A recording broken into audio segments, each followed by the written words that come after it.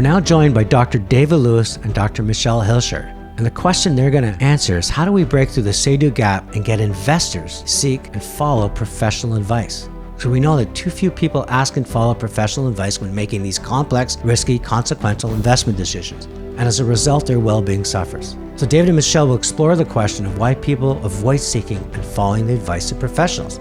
Professionals can improve their lives immeasurably given their experience and expertise.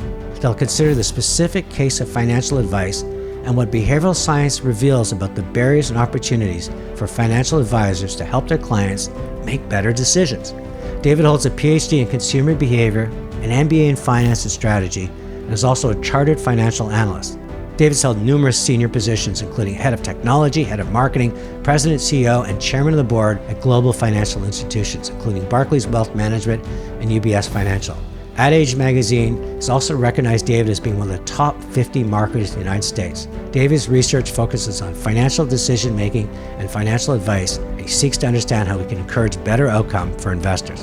At BEworks, Dr. Michelle Hilscher oversees projects in several sectors, including financial services. Dr. Hilscher is always looking to help clients develop better ways of knowing and applying the scientific method. She holds a PhD from the University of Toronto, where she studied how pre-existing beliefs factor into judgment and decision-making around what is fact and what is fiction. This work is now the essence that she applies to help improve strategic decision-making by executives and financial decision-making by everyday people. The onset of the COVID pandemic caused turmoil everywhere, including financial markets. For example, when markets dropped 33.8% from a peak on February 19, 2020, to the trough on March 23, 2020, there was $335.6 billion pulled from U.S. equity markets in March. They missed out on the 17.6% recovery in the first 3 days after March 23rd. They also missed out on the continuing recovery that created an overall gain of 18% by year-end. Many people suffered a permanent impairment of their ability to achieve financial and life goals due to these poor financial decisions. Unfortunately, this is a pattern that seems to repeat every time there's turmoil. For example, the global financial crisis of 2008, the internet bubble of 2000, the Asia financial crash of 1997, Black Monday, 1987, and on back to 1929, 1907, and before that. The question is, how can behavioral science reduce the likelihood of this occurring again?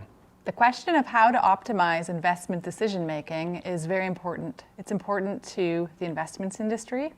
It's important to regulators. It's important to investors themselves and also society in general. What we know is that financial well-being hinges on it, and so too does overall well-being.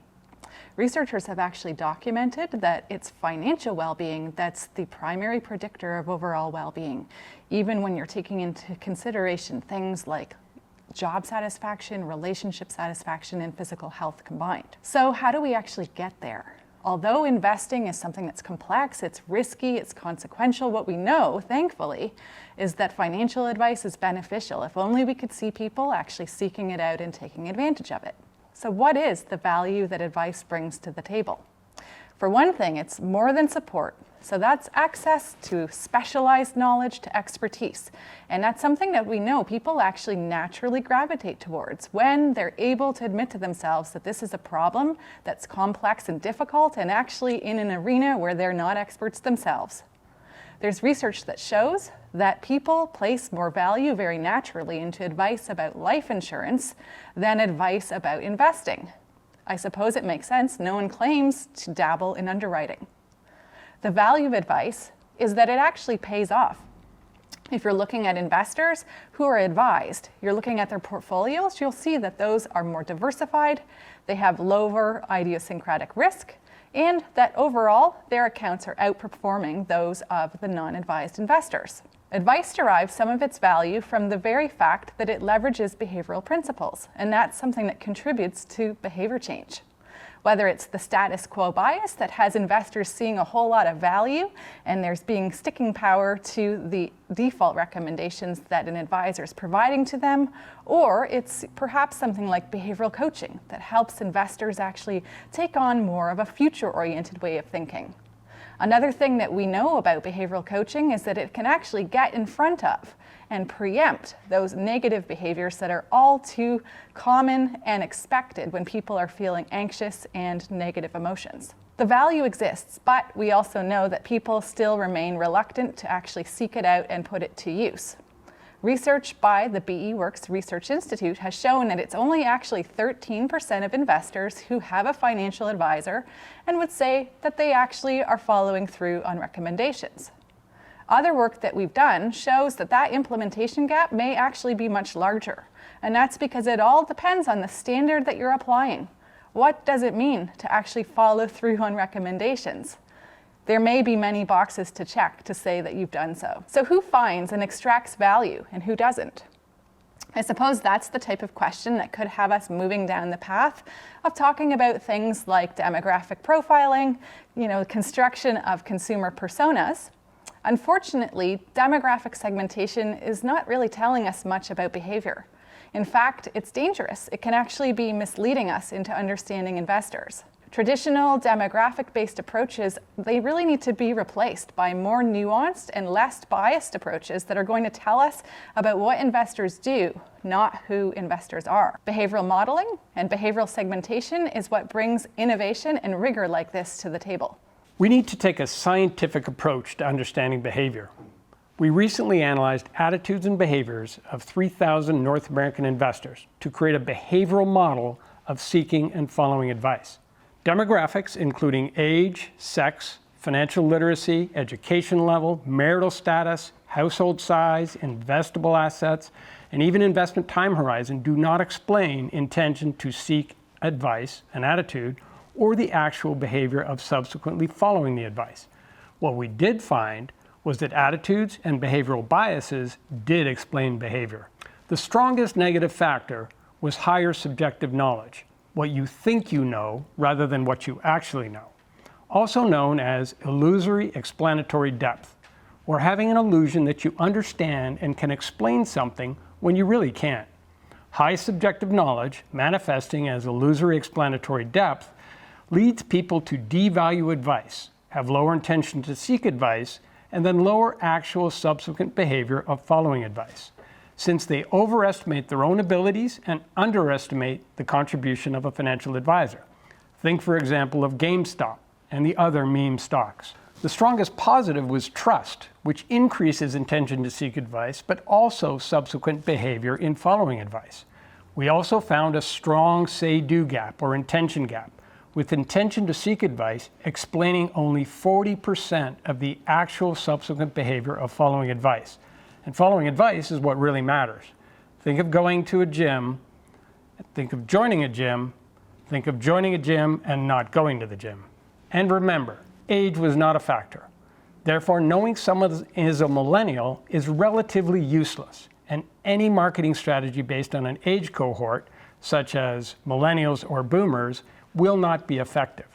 Instead, in order to encourage more people to seek and follow advice and therefore achieve better financial and life outcomes, we should focus on overcoming illusory explanatory depth by giving people a more realistic assessment of their skills and abilities, and also by pursuing strategies to increase trust. Behavioral modeling is critical, since without digging deeper, one might be tempted to assume that a lower price would make the appeal of financial advice greater.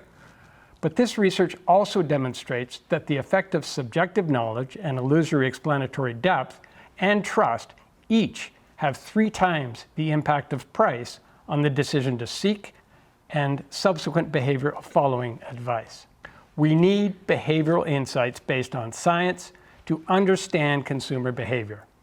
Insights such as these can help consumers become more aware of how and why they are making decisions, and hopefully improve their decisions in the future. Industry, regulators, consumer advocacy groups, policymakers and governments, and financial advisors can use these insights to develop more powerful and effective strategies to help consumers make better decisions and achieve better outcomes. This research illustrates the merits of applying a science-based approach. That's going to help us better understand investors. And when we're using something like behavioral modeling and behavioral segmentation, you can see the impact when it comes to creating strategies that are actually going to change behavior.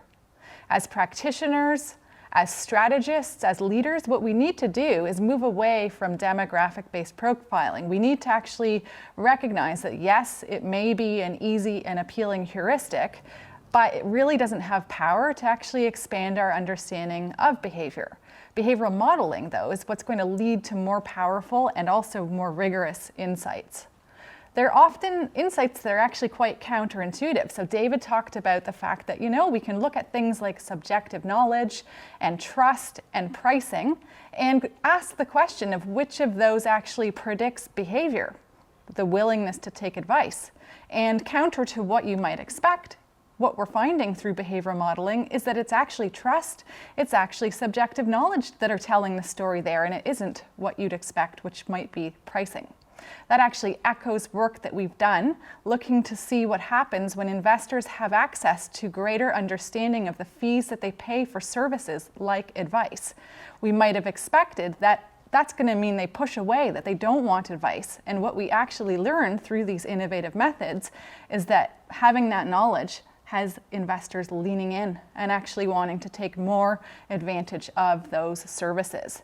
So that's something that helps them achieve their financial goals. And for us as strategists, it's helping us to really understand what's going on and challenge our assumptions. Behavioral modeling also is something that creates opportunities for behavioral segmentation, where we're starting to think about populations in a different way. It's not about who people are. It's not about thinking about the demographic differences. It's about splitting the population up and seeing what's different in terms of those behaviors. For instance, we've done extensive work looking at the implementation gap. The question that we looked at in a particular study was, why is it that clients don't actually follow through on recommendations contained in a financial plan that they've actually gone to the trouble of having prepared for them? The answer is not demographics. That's not what decides whether or not they follow through on advice. It's actually about where they're at in the journey and what are the behaviors that led up to the decision of whether to take action or not. Ultimately, the value of a science-based approach and behavioral modeling is that you bring more rigor to the table when you're answering questions, but you also open the questions up and make more room for innovation. Whether it's in the creation of imagined worlds or testing out hypothetical situations to see what do they actually do to behavior. It could be in how we democratize the process of idea generation and creativity in organizations. What we can tell you is that a science-based approach is the vehicle for rigor in innovation within organizations.